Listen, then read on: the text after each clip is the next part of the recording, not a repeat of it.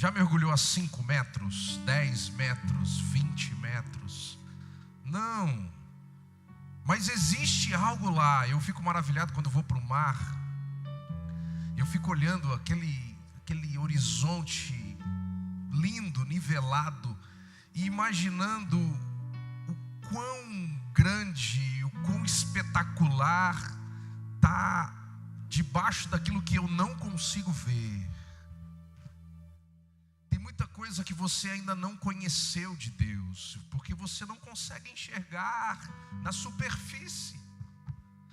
E quando você está na praia, você tem essa percepção muito, muito nítida, sim ou não? Você consegue olhar aquilo que está por cima, mas o que está lá embaixo está escondido. Se eu mergulhar, eu vou conhecer? Sim. Assim é Deus. Diga para a pessoa que está do teu lado: assim é Deus. É conhecer e prosseguir em conhecer. Quanto mais você buscar, mais você vai encontrar. Eu sei o quanto é difícil nos dias em que vivemos, queridos, separar tempo. Diga tempo. Quanto tempo você tem? Pergunta para a pessoa que está do teu lado aí. Quanto tempo você tem? Pastor, eu não tenho tempo nem para mim. Eu não tenho tempo para nada. E para Deus, para buscar, para conhecer e prosseguir em conhecer. É o desafio da vida cristã, queridos.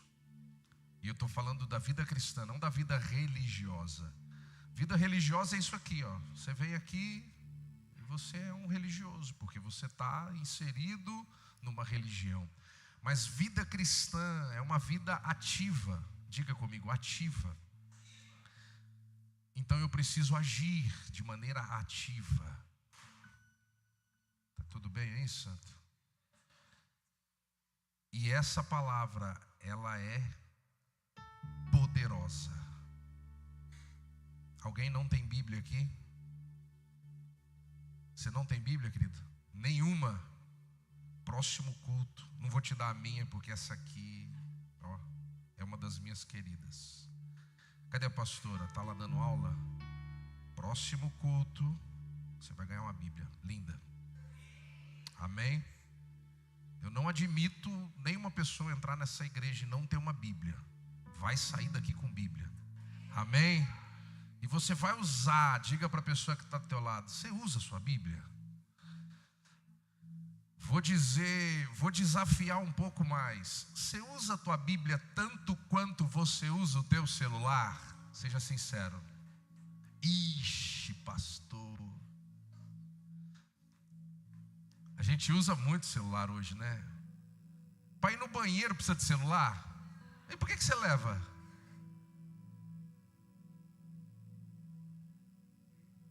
Mas a Bíblia, ela precisa ser vivida. Diga, vivida. Lâmpada para os meus pés, luz é o quê? Aonde está esse versículo? O Alan, Salmo 119, 105. Dê um aplauso ao Senhor pela vida dele aí. É isso aí, querido. Querido, você sabia que as trevas, elas só se manifestam onde não tem luz?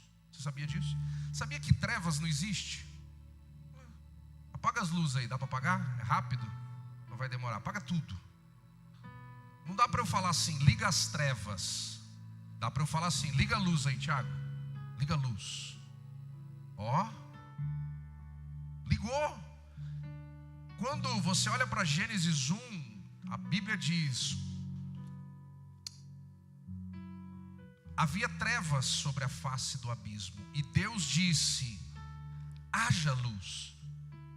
Não dá para eu dizer assim, haja trevas, porque a treva, ela não existe. As trevas é a ausência da luz. O mal é a ausência do bem. Está entendendo isso, querido? Então, se você olha para a tua vida e tem trevas, Filipão, abaixa só um pouquinho aqui, só um pouquinho, bem pouquinho. Está faltando luz. E, queridos, quando falta luz na tua casa, é gostoso? É banho gelado, E não dá para enxergar nada, não tem ar-condicionado, não tem televisão, não tem nada, é ruim. Querido, a vida sem luz é só dificuldade. Então olha para mim aqui. Está com dificuldade? Está faltando luz. Põe luz aí, querido. Põe palavra. Está entendendo isso? Põe palavra de Deus em toda a tua vida. E você vai ver que as trevas, elas vão ter que sair. Está entendendo isso? Então mergulha na palavra. Amém? E abra a tua palavra em Lamentações. Filha, ajuda o papai aí, uma Bíblia. A gente precisa comprar uma Bíblia, tá bom? Que a mamãe não está aqui. Lamentações, pastor, onde está isso? Está na Bíblia, querido. Isso, olha lá, tem uma Bíblia aí, empréstimo. Essa não é o presente não, tá bom, querido? Essa é só uma bênção da igreja aí. Aonde está Lamentações? Ixi, pastor, não sei não, peraí. Acha Jeremias, ou melhor, acha Isaías, que é grandão. Aí depois você acha Jeremias, que é grandão. Aí você vai devagarzinho, porque Lamentações é pequeno. Lamentações capítulo 3. Olha para mim aqui, enquanto você abre aí. Quando eu quero ensinar algo para você. Na escola de discípulos a gente aprende isso. Mas quando você está lendo a Bíblia, você precisa ter uma interpretação do que está acontecendo ali. Você precisa aplicar a hermenêutica, ó. É a arte de interpretar o que você está lendo. Se o livro chama Lamentações, ele vai falar do quê? De lamentações. Lamentações do quê? O que estava acontecendo para esse povo estar lamentando? Então, você já cria uma linha de interpretação. Está entendendo isso? Fica essa dica aí para você ler. Lamentações capítulo 3, versículo 21.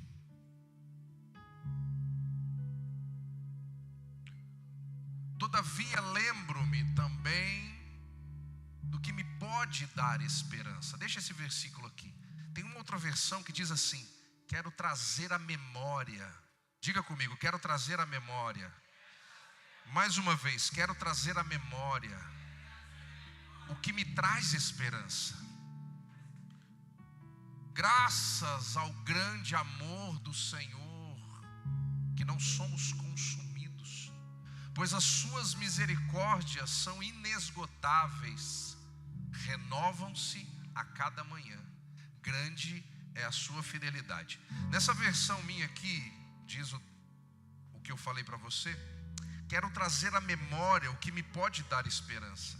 As misericórdias, diga comigo, as misericórdias.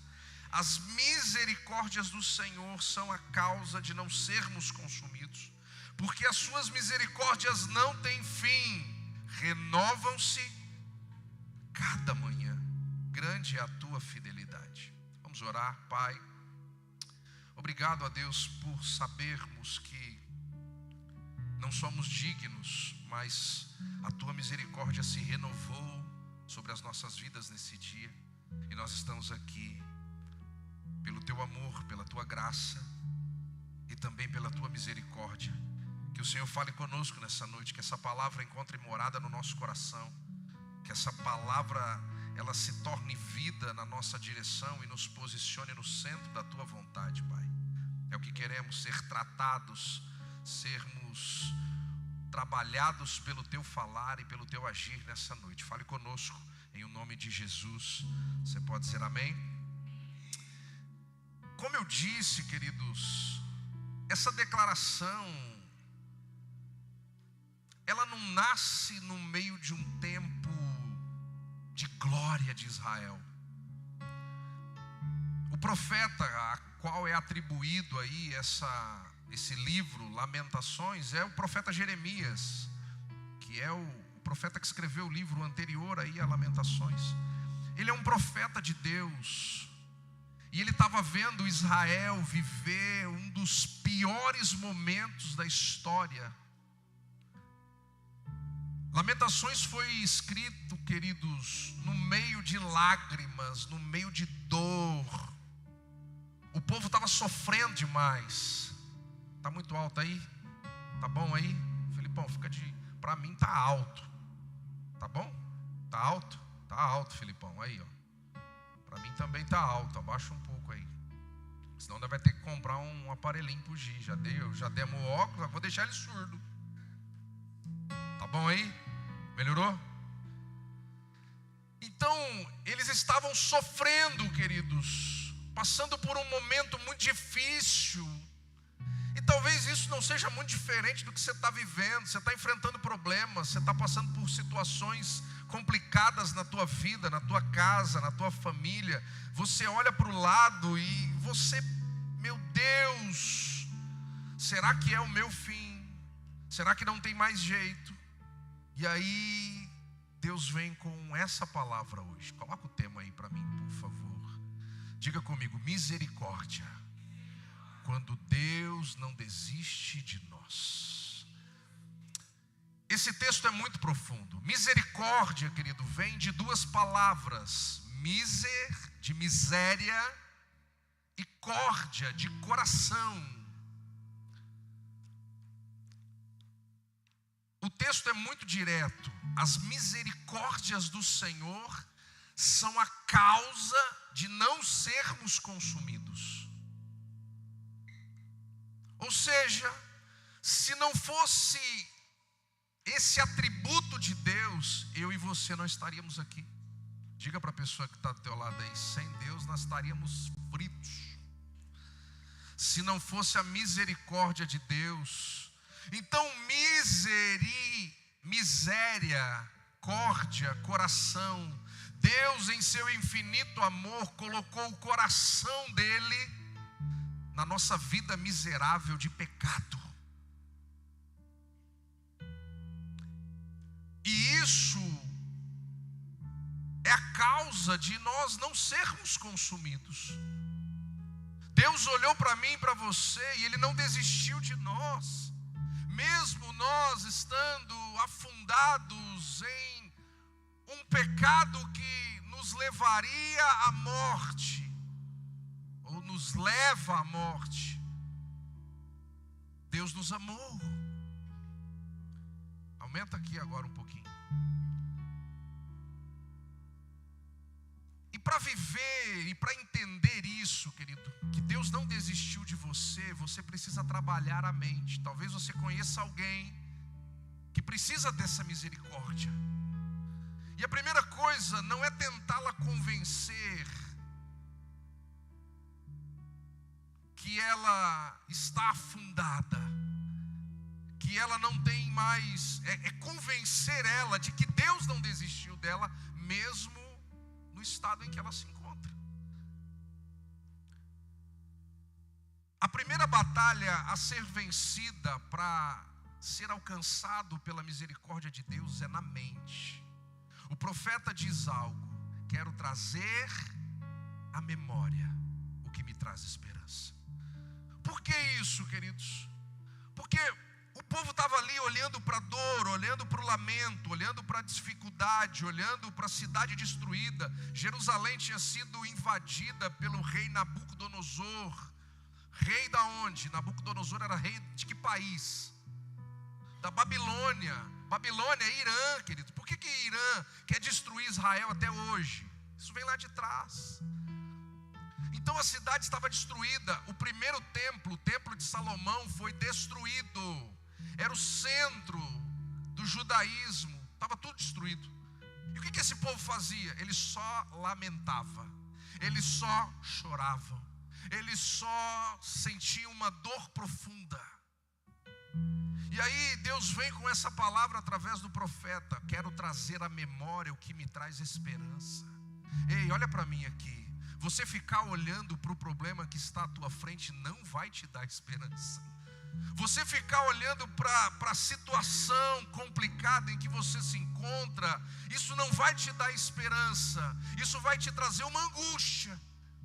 E talvez você chegou aqui hoje angustiado, porque você não consegue tirar os olhos, você não consegue tirar a mente, desligar a mente. Talvez algumas noites você nem dorme, porque você só traz à memória o problema. Você só tem na memória a dificuldade.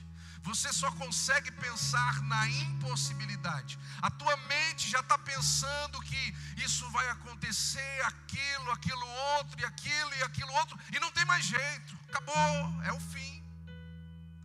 Porque a nossa mente tem essa capacidade de viajar na maionese, sim ou não? Tem gente que gosta de maionese, né? Eu li lábios assim, eu adoro. Teve gente que disse, eu adoro. Mas não viaja na maionese não, pode comer ela. Eu gosto da maionese do Madeiro, só ela que eu gosto. Mas não viaja na maionese, querido. Ei, olha para mim aqui. Quero trazer à memória o que me dá esperança. Deus te trouxe aqui nessa noite hoje para que uma chave vire aí na tua cabeça. Porque você está pensando que é o fim do teu casamento, porque um problema está instalado. Você está pensando que não tem jeito para essa situação difícil que você está enfrentando, porque você não controla o coração, você não controla a mente do outro. Você está pensando que vai ser vergonhoso. Você está pensando que o que as pessoas vão falar de mim. Ei, quero trazer à memória o que me dá esperança. Você consegue olhar para Deus e dizer, Senhor, eu sei que a tua misericórdia está sobre a minha vida. Eu sei, Pai, que o Senhor me ama e que o teu amor, ele é infinito. Querido Deus, ele te deu o maior presente que você poderia receber, é o dom da vida. Diga, o dom da vida. Respira. Você só respirou porque as misericórdias do Senhor se renovam sobre você. Então para de pensar no problema. Para de olhar para o teu pecado. Alguém aqui já pecou? Mas ninguém levanta a mão. Eu não, nunca pequei não, pastor. Queridos, nós já nascemos em pecado. E quando você peca, você se acha indigno, sim ou não? Como que eu fiz um negócio desse? Eu não mereço entrar na presença. Eu não mereço. E aí vem, né? O filho pródigo, lembra? Eu não sou digno. Trata-me como um empregado. Eu não mereço. Eu vou pastar aqui com esses porcos porque eu não mereço mais a casa do Pai. Querido, para ele tomar a atitude de voltar, muita coisa aconteceu. Jesus contando essa história, mas trazendo isso para a realidade. Você imagina quanto tempo ele relutou, quanto tempo ele sofreu por pensar que não merecia aquilo que só o Pai tinha o poder de dar. Só o Pai tinha poder de exercer misericórdia. Deus não desistiu de você. Deus não desistiu da tua casa. Deus não desistiu da tua família. Deus não desistiu do teu casamento. Deus não desistiu da vida dos teus filhos. Deus não desistiu, querido. Porque Deus, ele não desiste daquilo que ele criou. Você está entendendo isso? A misericórdia de Deus, ela nos abraça do jeito que nós estamos. Mas ela não nos deixa do jeito que estamos. Ela nos transforma. Mas você precisa vencer, queridos. Porque há momentos em que a nossa batalha não está fora, ela está principalmente dentro.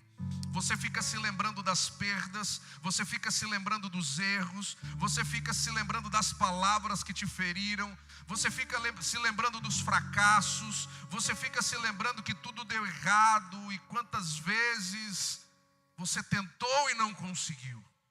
Tira a mente disso. Olha para Deus. Levanta a cabeça. Você consegue dizer isso para a pessoa que está ao teu lado, olhando no olho dela? Diga assim, ei, levanta a cabeça. Não, você não olhou no olho. Você fez assim, ó, levanta a cabeça aí. É no olho, assim, na bolota do olho. Levanta a cabeça. E é para dizer sério. Traga à memória o que te traz esperança, querido. Para de pensar bobagem. E começa a pensar naquilo que Deus pode fazer. Para de olhar para o tamanho do gigante e olhe para o tamanho do teu Deus. Para de lamentar e começa a profetizar. É isso que é poderoso, queridos. Você tem direito a chorar uma noite. Está conectado com a palavra. O choro pode durar uma noite, mas a alegria, ela precisa se manifestar. Ela precisa, diga precisa. Queridos, a misericórdia de Deus, ela nos reposiciona.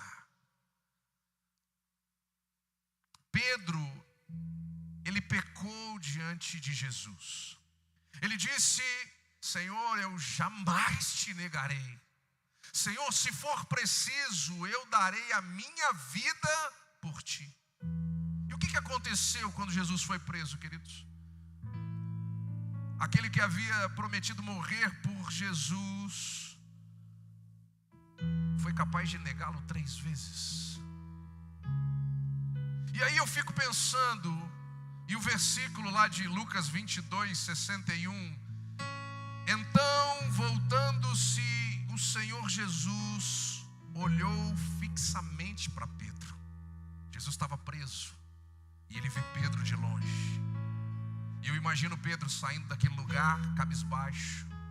Pedro olhando, e a Bíblia diz que ele saiu dali, ele chorou amargamente. Porque a mente dele logo pensou: acabou o meu tempo de discípulo de Jesus. Olha o que eu acabei de fazer. Queridos, muitas vezes nós nos sentimos assim, porque nós criamos coisas na nossa mente, e muitas vezes essas coisas não se manifestam por atitudes nossas. Pedro negou, ele tomou uma decisão diante de uma aflição em que ele estava vivendo, e ele negou Jesus, e logo pensou: acabou, para mim acabou, Jesus não vai me aceitar mais. Como que eu pude fazer isso? Tiago não negou, João não negou, mas eu neguei, acabou para mim. Talvez você olhe para a tua vida e diga isso: eu já tentei abrir minha célula, deu certo, acabou. Esse negócio de 12 aí não é para mim não. Esse negócio de ser discípulo de Jesus não é para mim não. Esse negócio de fazer discípulo, isso aí não é para mim não. Deus não conta comigo. Deus conta com o pastor lá, com os 12, com os meninos lá. Ei, querido, Deus conta com você. O problema é que você está olhando para a tua pequenez e está querendo colocar ela como um padrão de Deus para a tua vida. O padrão de Deus para a tua vida não são os teus olhos, são os olhos dele. O filho disse assim: eu vou voltar e eu quero que ele me trate como um empregado. Esse era o desejo do filho. Foi isso que o pai fez? Qual foi a atitude do pai? Anel de filho, traga o anel de filho, traga roupas de filho, prepare uma festa de filho. Querido, aquele menino acabou de voltar para casa depois de ter torrado metade de toda a renda daquela família, depois de ter gastado tudo com prazeres que o mundo tem para oferecer, e ele volta com uma mente. Muitas vezes nós agimos dessa forma. Olha para a pessoa que está do teu lado e diga: Deus tem um chamado para você. E o teu chamado, diga para ela assim: o teu chamado tem a ver com vidas. O teu chamado tem a ver com o reino de Deus. Todos os dias, e essa palavra rodou essa semana aí, querido. Você é um agente de Deus nessa terra, para transformar vidas, para que em nome nome de Jesus, Deus use você. E você olha para você, não, olha o que está acontecendo comigo, olha o que está acontecendo na minha vida, olha o que está acontecendo na minha casa. Não, querido, Deus conta com você. Porque a luta que você está enfrentando é a ferramenta que Deus vai usar através de você para trabalhar na vida de outras pessoas que vão passar pelas mesmas situações que você está passando. Está entendendo isso? Tem pessoas que pensam assim, por que isso aconteceu comigo? Tem um propósito de Deus aí. Eu disse isso domingo passado, retrasado. Paulo estava preso. Por que eu estou aqui? Ele, não, vou trazer à memória o que me traz esperança. Eu vou ser um apóstolo dentro dessa cadeia. Eu vou ser usado por Deus dentro desse problema. Eu vou ser usado por Deus dentro dessa dificuldade, dentro dessa limitação. Querido, olha para mim, aonde você está, é aonde Deus quer te usar. Se você está passando por um problema muito grande, Deus quer te usar aí dentro desse problema. Deus quer te usar aí dentro dessa dificuldade. Mas você precisa trazer à memória o que te traz esperança. E como eu disse, a misericórdia do Senhor nos reposiciona. Pedro negou Jesus 3 vezes. Mas em João capítulo 21, Jesus encontra novamente Pedro. O que Pedro estava fazendo quando Jesus encontrou? Pescando. Ele falou, não é para mim, eu vou para Galileia, eu vou voltar a fazer o que eu fazia. Deus não conta mais comigo. Eu não sou digno mais.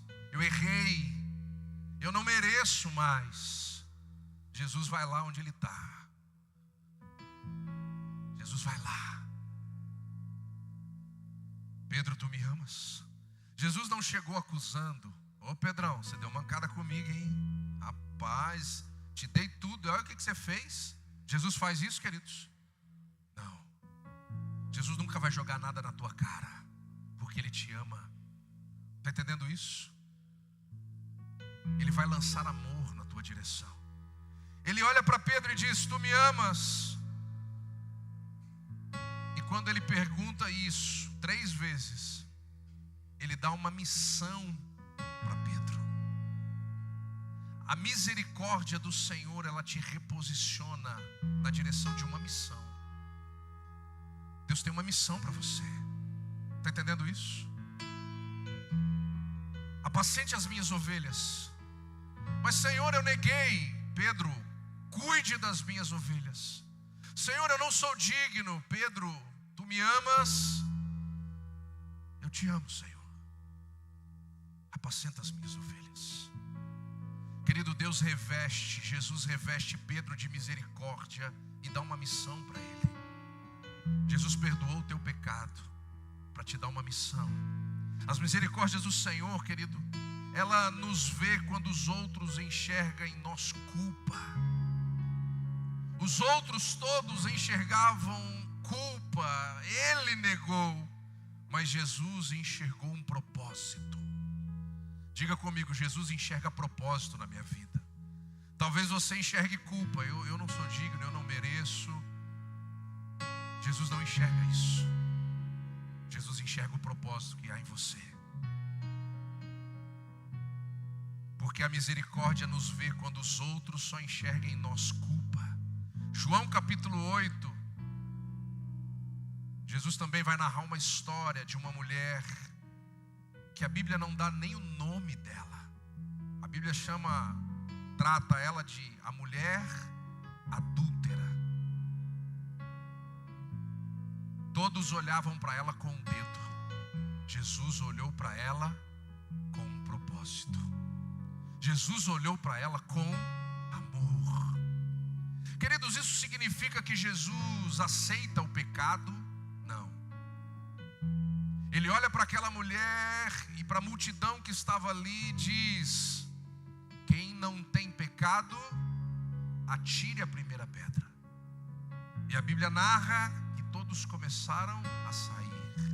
E Jesus pergunta a ela: ninguém te acusou? Não. Eu também não vou te acusar. Vai e não peques mais.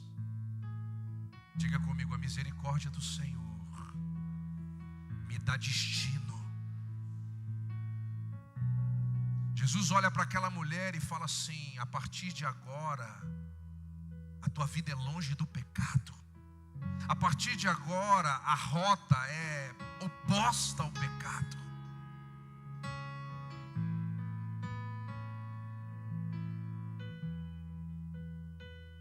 Jesus olha para aquela mulher com amor. E ele diz: eu não te condeno. Queridos, isso é perdão. Vá e não peques mais. Isso é transformação. Ele libertou ela da condenação e ao mesmo tempo chamou ela para uma vida diferente. Talvez você está aqui hoje com o coração aflito porque você errou, ou porque você está vendo alguém errar e você quer ajudar. Diga para ela: existe misericórdia do Senhor sobre a tua vida. Queridos, muitas vezes a gente está vendo pessoas na beira do precipício e ela não consegue enxergar o amor de Deus na direção dela. E ela não se sente digna. Eu não consigo. Nós somos agentes de misericórdia. É você olhar para o outro com um olhar de amor e não de acusação. Jesus vai dizer assim: é fácil enxergar um cisco no olho do meu irmão, mas e a trave que está no seu olho? Ou seja, é olhar para o outro e dizer: a misericórdia do Senhor, ela pode transformar a tua vida, ela pode te dar um novo destino, ela pode te dar uma nova rota. Você só precisa querer. Queridos, a misericórdia pode nos alcançar até quando nós estamos fugindo da presença de Deus. Há um profeta chamado do profeta fujão. Quem é ele? Jonas. Jonas fugiu daquilo que Deus tinha para a vida dele, porque ele achou que uma cidade chamada não era digna de misericórdia. Aí Deus: eles não são dignos? Joga ele no mar, joga ele para dentro de um peixe gigante. Senhor, me tira daqui. Para você tem misericórdia, para Nínive não tem misericórdia. É olhar para a vida do outro, querido, não com o dedo, mas com o coração. Nós precisamos viver esse amor fraternal. É enxergar não o problema do outro, enxergar o que Deus pode fazer na direção do outro. Está entendendo isso? Isso é muito grande, queridos, porque é fácil enxergar o problema, mas você precisa ter uma visão ampliada, porque senão você não vai conseguir trazer à memória aquilo que dá esperança ao outro. Você vai trazer o problema. Então você precisa ampliar a tua visão, ampliar a tua mente, para que você também seja um agente de misericórdia na vida de outras pessoas. E isso é muito profundo. E aquele menino fugindo do propósito, da direção que Deus havia dado a ele, mas a misericórdia do Senhor também o alcançou e o reposicionou. Ele foi ou não foi para aquela cidade? Foi. Porque a misericórdia do Senhor alcançou a vida dele e reposicionou o propósito da vida dele. Não desista do propósito que Deus tem para a tua vida, querido. Diga para a pessoa que está do teu lado: não desista. Existem pessoas do teu lado que não precisam do teu dedo, precisam do teu amor. Está entendendo isso? Querido, o acusador não sou eu, não é você. Nós não somos o acusador. Nós somos sal e luz. Diga: sal e luz. Churrasco sem sal não dá. Noite sem luz não dá. Então você vai ser o sal que vai trazer cura. Você vai ser o sal que vai trazer sabor.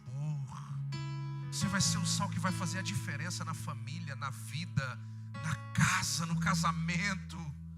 Querido, você vai ser aquele amigo que essa pessoa que está afundada no pecado precisa. Você vai ser aquele abraço que as pessoas muitas vezes não querem dar, e você vai ser esse abraço. Está entendendo isso? Porque é isso que Jesus faria.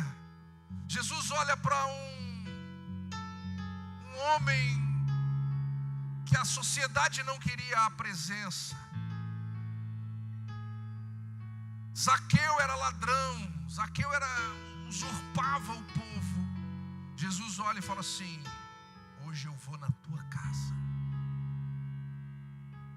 Querido, entra na casa da prostituta, entra na casa do drogado, entra na casa do bêbado, entra na casa daquele que ninguém quer por perto, e seja um agente de transformação naquele lugar.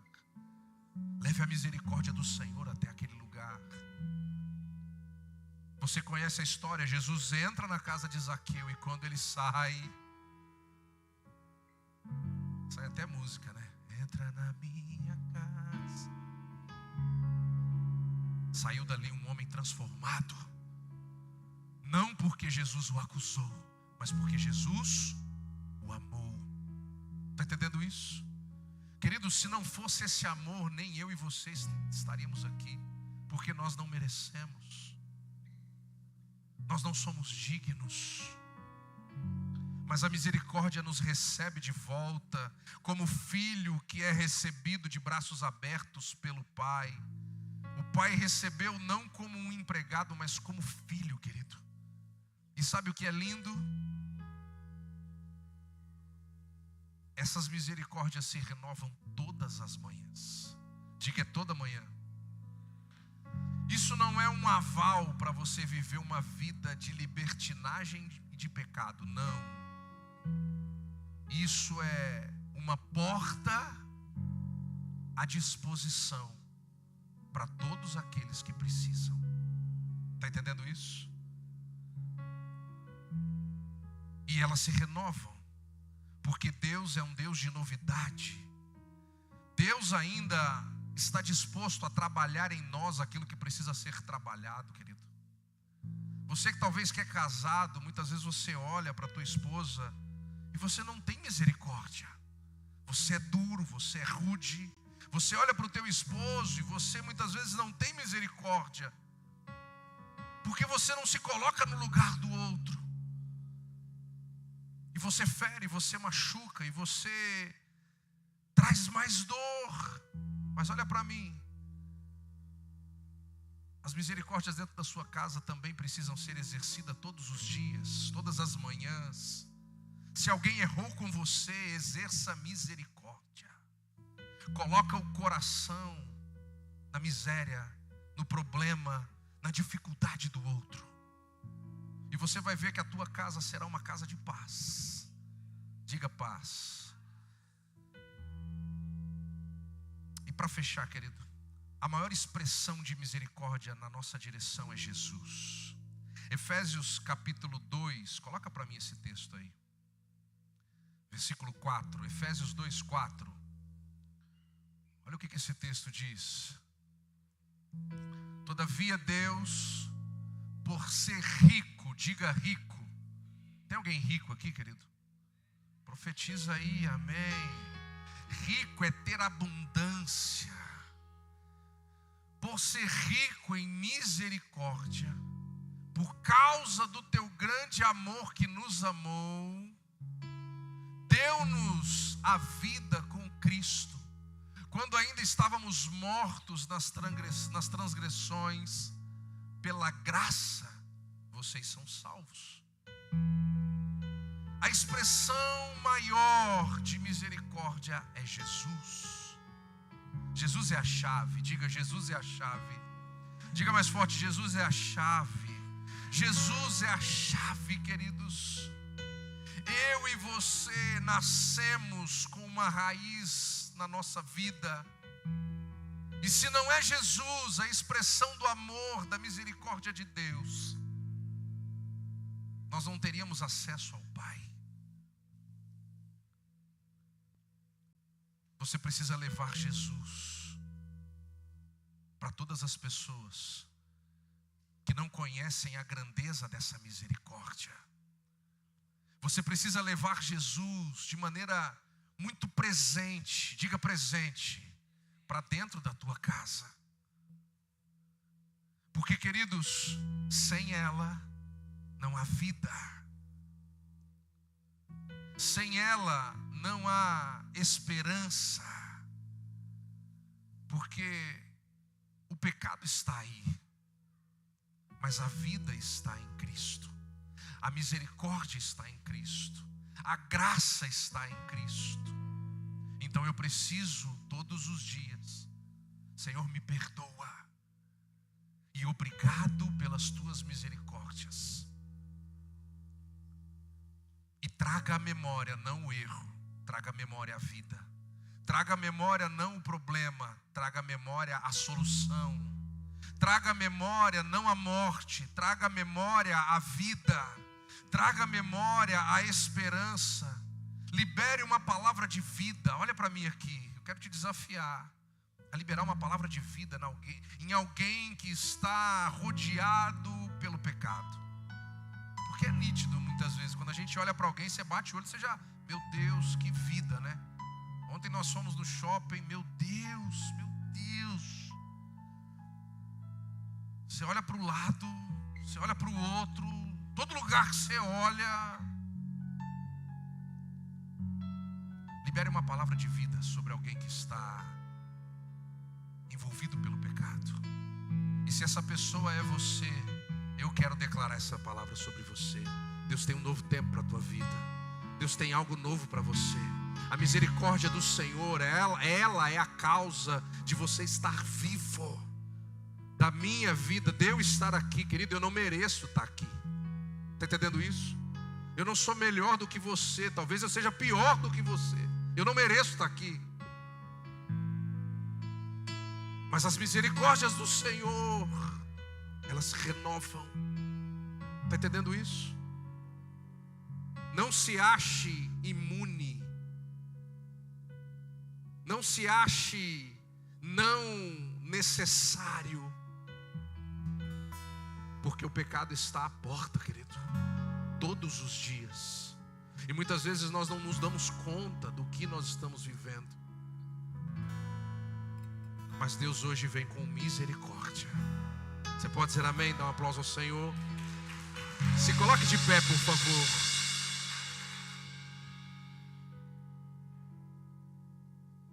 Coloca a mão no teu coração. Não fomos consumidos, querido. Talvez você olhe para a sua vida e o que você veja são ruínas, decisões erradas, relacionamentos errados, ruínas emocionais, promessas que não foram cumpridas. Jeremias estava olhando para ruínas, mas ele decidiu: eu quero trazer à memória o que me traz esperança.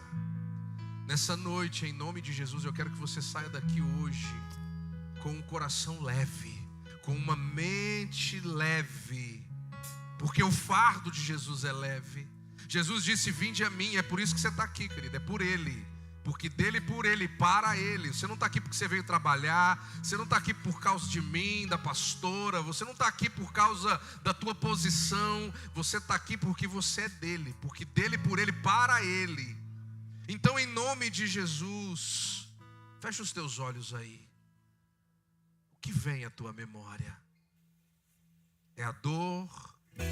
São as ruínas? É a angústia? Que vem à tua memória. Seja sincero com você. E nessa noite ore pedindo perdão ao Senhor por trazer à memória a dor, a angústia, o medo.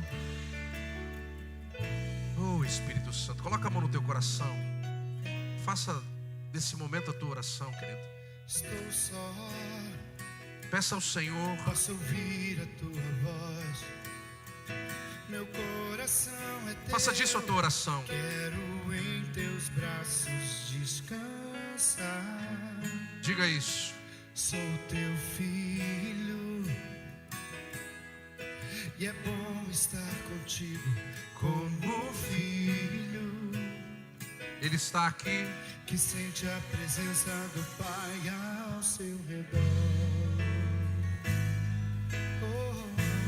Eu quero que você faça a tua oração em nome de Jesus. Só posso ouvir a sua. Agradeça ao Senhor pelas misericórdias dele sobre você, querido. Porque se você e eu estamos aqui, é porque Ele nos alcançou com amor e misericórdia. Oh, papai, é bom estar contigo como filho que sente a presença do Pai.